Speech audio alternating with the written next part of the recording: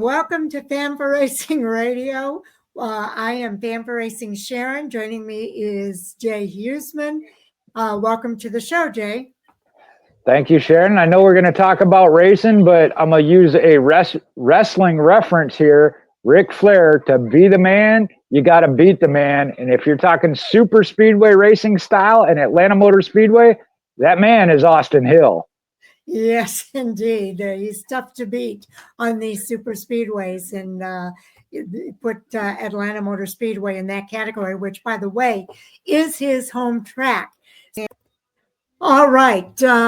We are here to review the Bennett Transportation and Logistics 250 at Atlanta Motor Speedway. And as Jay mentioned, the man at Atlanta is Austin Hill, and he stomped the rest of the Xfinity Series field this past weekend. He proved again Saturday night that he owns it. He dominated the track, he dominated the race, and came in first at that race. Now, Hill has won 5 of the last 6 races at Atlanta, if that gives you any indication. He holds the most wins at the track, and by leading 146 of 163 laps, Hill actually surpassed Dale Earnhardt Jr. and Dale Earnhardt as the driver with the most laps led at drafting style tracks at 734. I suspected he was going to do that, and he did. It is his 8th win at a drafting track, tied with Earnhardt Jr. and Tony Stewart for the most in series history. Justin Allgaier charged to the second place finish on the final lap. He ended up passing Eric Almirola on the front stretch. Then it was Sammy Smith, Nick Sanchez to round out your top 5 finishers. Jeb Burton came in 6th, followed by Daniel Dye, Leland Honeyman, William Sawalich, and Harrison Burton rounding out the rest of the top 10. There were 11 lead changes among 6 drivers, 8 cautions for 49 yellow flag laps. The average speed of the race, a little bit slower than the Truck Series race, at 106.590 miles per hour.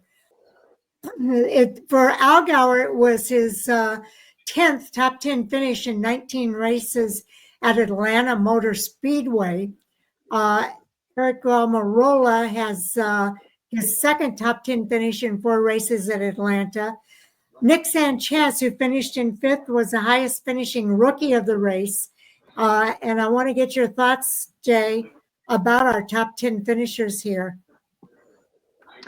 Well, there are some good storylines in the top 10, but the main headline is Austin Hill, and that is what you would call the woodshed whooping. You mentioned it, 146 of the 163 laps. On a super speedway style racing, there were guys right with him, but he stayed out in front of them, obviously, almost the entire race.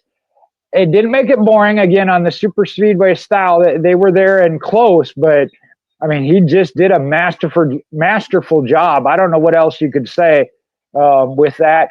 If you want your company recognized, you said it, 4 out of the last 5 as far as at Atlanta. I think at least the last 2 that have been the sponsor of the race. He talked about that in his post-race, that the executives from Bennett were up there with him pre-race and showed him the trophy. He said he wouldn't touch it, but it felt like they put a little extra pressure on him, and he delivered. Unbelievable, honestly, when it comes to his mastery. The other stat you mentioned, and I don't remember the total number of races, passing Dale Earnhardt and Dale Earnhardt Jr. on that. Some people want to say, well, now there's 3 super speedway style races, so that gives him an advantage.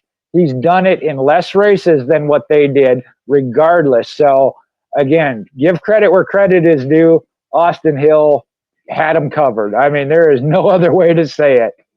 Yeah, some other good storylines. We see Justin Allgaier again looking to defend his championship from last year, finished 2nd. Eric Almirola, and that was kind of a dust up there at the end. Eric Almirola actually took his shot and didn't quite pan out, and whether they could have been 3 wide there.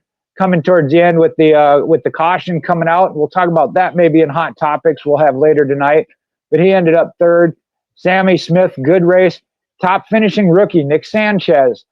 He's another one, got some things to learn, but rebounded. Jeb Burton. I know the ARCA Menard Series has the Reese's Sweet Move of the race. I don't care who you are. If you watch that race, that award goes to Jeb Burton. I mean, he spun out but didn't lose the car. Even he said, I don't know what happened.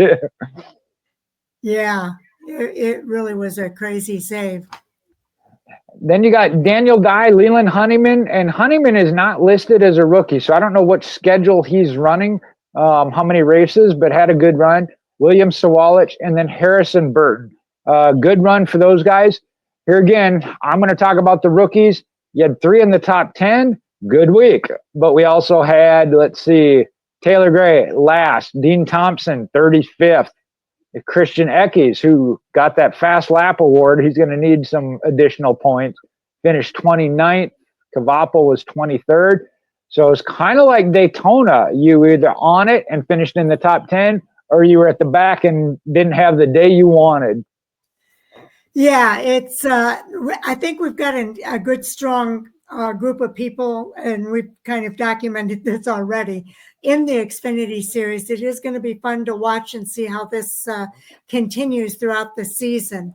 But let me just kind of talk about those that had kind of incidents that took them out of the race early, starting with Taylor Gray, one of the rookies. I can't really see here. I think it's 118. Due to an accident out on lap 141, a couple of drivers due to an accident. That was Sam Mayer and Anthony Alfredo. And then Dean Thompson was still running, but he was multiple laps down at the back of the pack. And I think one other driver, Connor Zilich, which I'm really kind of surprised that Connor's run into so much trouble in his rookie season here. He did so well in the ARCA Menard Series. He was out on lap 151 due to an accident. I'm hoping when we get away from the super speedway style of tracks that we'll see more from him in these races. But everybody else, the number of drivers that finished on the lead lap, that number comes in at 28 drivers on the lead lap. The rest of the drivers finished a lap or more down.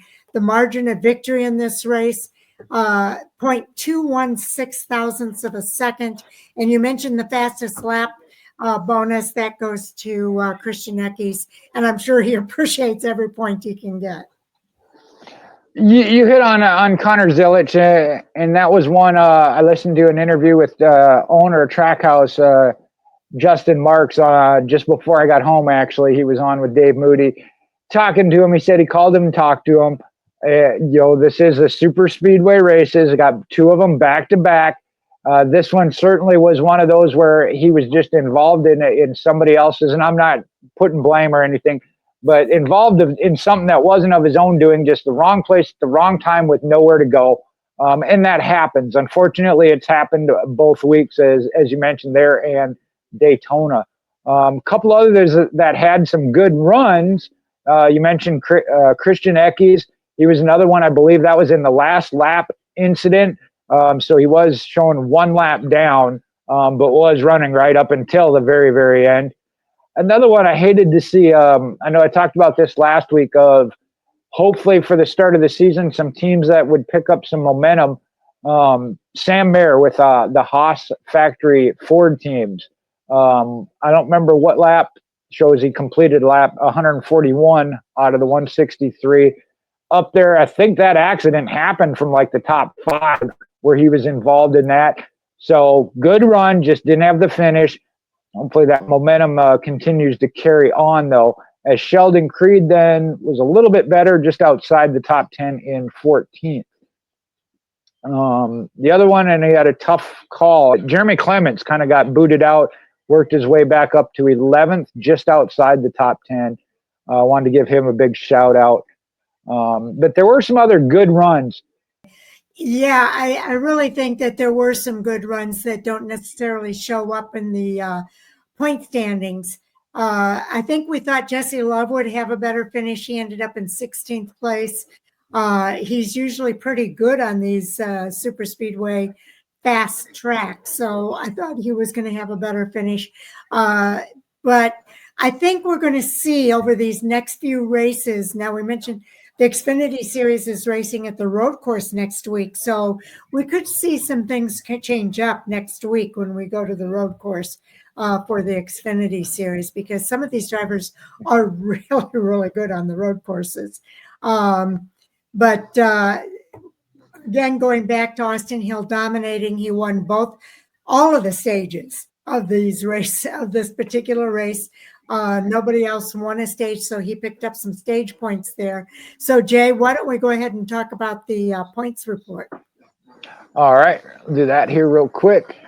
This is one where, with the stage points and now the victory, Austin Hill at the top of the point standings has 9 playoff points already over 2 races, and that's above Jesse Love. And this is just the playoff points. Love has 5 for his victory. But total points, Austin Hill at 84. Sheldon Creed with his stage points right there with him at 83, only 1 back. Jesse Love a couple more back at 78. And as I mentioned, does have the 5 bonus points for the win. Then you got Justin Allgaier, Jeb Burton. Go ahead, Sharon. Jeb Burton, give him a shout. Big thumbs up for Jeb. All right, and keep the other. Yeah, I was going to say, put the other one up or put it back up. You got Harrison Burton in 6th. Then Jeremy Clements still in 7th in points. Sam Mayer dropped back to 8th there with that rough finish. Carson Cavapel, top of rookie, in 9th. Matt DiBenedetto in 10th. In the Xfinity Series, it's 12 that make the playoffs. So Sammy Smith right now in the 11th spot at 50 points, as well as Leland Honeyman. And again, I'm not sure if he's running the whole season then, because it doesn't show him as an I, which normally, or a rookie, but looks like he's scheduled to run the whole season in the Xfinity Series. So there's where your cut line is at 50 points. Taylor Gray, a rookie, again, finished dead last, unfortunately. 5 behind that. But then you got a couple more rookies. As I said, they've either had good weeks or bad weeks in both of them. And looking over on the right-hand column, the playoff points. Those 2 drivers I mentioned, Jesse Love with the 5 for the race win, the other 9 belonging to Austin Hill, picking up the race win here, as well as the stages and a stage at Daytona. Those 2 have sucked up all the points so far, playoff points. But going back to what we were talking about, that 1 point and how much of a difference it can make, Sheldon Creed is just 1 point back of Austin Hill. Imagine if he had won a stage or 2. That would have made the difference and put him at the top of the leaderboard. So we keep an eye on that throughout the season, because there are lots of instances like that where 1 point makes such a big difference for a driver on where they are in these point standings. So let's see if there's any other places that are like that. Well, you've got Justin Allgaier and Jesse Love, just 2 points separating them. Sam Mayer and Carson Cavapel are actually tied at 53. So 1 point would have made a difference there. And the 11th and 12th driver, both tied at 50 points, could make a difference on where they are, whether they're, right in a positive side and a solid 11th place, or they're tied for that 12th place spot. So it does make a difference, that 1 point. It certainly does, and especially if you build them up throughout the season. Now, that 1 point for the Xfinity at fastest lap, that is a regular season point. It is not a playoff point. The only playoff points you get are stage wins and then the bonus for winning the race. But to get into the playoffs, you got to be in the top 12 in points. So that's where that 1 point, and Sharon just mentioned it, the ties, or not wanting to be in a tiebreaker or needing that. I know it's early, 2 races in, but we've seen it all the way through the playoffs in this season's past. that 1 point makes a difference. So it's really important to go after that fastest lap point. It's really important to go after those stage wins. It's really important to try to get as many stage points as you can. And that's why it gets so competitive as the stage winds down. And I like seeing that competitiveness at the end of those stages. I think it's, I would rather see them have those competitions throughout the race than just at the end of the race. It does, and I know that's one of those of there are times where you do got to kind of just settle in and run some laps, and we saw that. But that energy and intensity definitely pick up when it comes to 2 laps to go in these stage breaks. Some of it, and each team has a different strategy. Now that we have 2 different winners, Austin Hill and Jesse Love, theirs might change from week to week, whether they want to chase stage points or set themselves up for better position of the final race win. Some of these teams, if they're looking of where they're at in the point standings, need those stage points, they're going to stay out and have to go to the back. So as the season progresses, those playoff points and race wins affect how you're going to run the rest of your races is going to be huge as well. Yes, indeed. So we'll keep an eye on it throughout the season and keep everybody informed. A couple of news stories that I want to mention here. Dex Imaging will be sponsoring. They're coming with Harrison Burton to the Xfinity Series. So you're going to see Dex Imaging back on his car throughout the season. Also, Hendrick Motorsports is bringing an Xfinity Series team to play in the Xfinity Series. And Corey Day is going to be one of their drivers. And 4 starts for newcomer Corey Day with Adam Wall as his crew chief. William Byron will kick off the schedule on March 1st at the Circuit of the Americas. So just a little bit of a preview there. Kyle Larson will also make 2 appearances, while teammates Chase Elliott and Alex Bowman will each drive once. So Day is scheduled for 10 starts in that number 17 car, including his debut that will take place at Martinsville Speedway on March the 29th. So again, Jay and I are going to be doing hot topics later on tonight. So some of these stories we'll be talking about during Hot Topics tonight. And we will have the live chat available during Hot Topics so that fans can take part in that. And this is one of, I don't know that we need to talk about it as a hot topic, although we may, but my concern, I've talked about a couple times here, when we watch the trucks and the Cup, they could run 2 or 3 lanes and make passes. In the Truck Series, Kyle Busch was doing it by himself, and we saw a couple other trucks do it by themselves. In the Xfinity Series, it didn't seem like they could do that. That low lane would just not work, whether it be one car by itself or even a line. And that's where I said I have that concern. It just didn't seem to match up as well with the Xfinity Series cars as it did the Cup cars and then the trucks. Yeah, that's a good point, Jay, because and something for fans to be aware of as they're watching these races. There are differences between the series. I know the Truck Series has a very boxy shape to it. So the aerodynamics with that Truck Series is so different than what the aerodynamics are going to be with the Xfinity Series. And then, of course, the Cup Series is so much different, too, because they've got that Gen 6 car. So, you know, you can carry maybe seat time over from one series to the next, but really there's not a lot that can carry over from one series to the next at the tracks, other than getting to know the track maybe just a little bit better. But what it does in the Xfinity car is going to be different than what it does in the Truck Series or what it does in the Cup Series. And one other one, Sharon, headline or news story, if you will. I know that when we get to hot topics tonight, Carson Hocevar himself will be a hot topic, but this is aside from that. Garrett Smithley has said that he is not the best road course racer and is stepping out of that car this weekend for COTA from the Xfinity Series car, and Carson Hocevar is going to be the one in it. So look for Carson Hocevar in the Xfinity Series this weekend. I had not seen that, so thank you for that update. That's awesome. So we'll look forward to seeing what Carson does in the Xfinity Series. But I am just writing Carson Hocevar himself down as a hot topic for later. If you don't know why, you will. Yes, we will definitely spur that.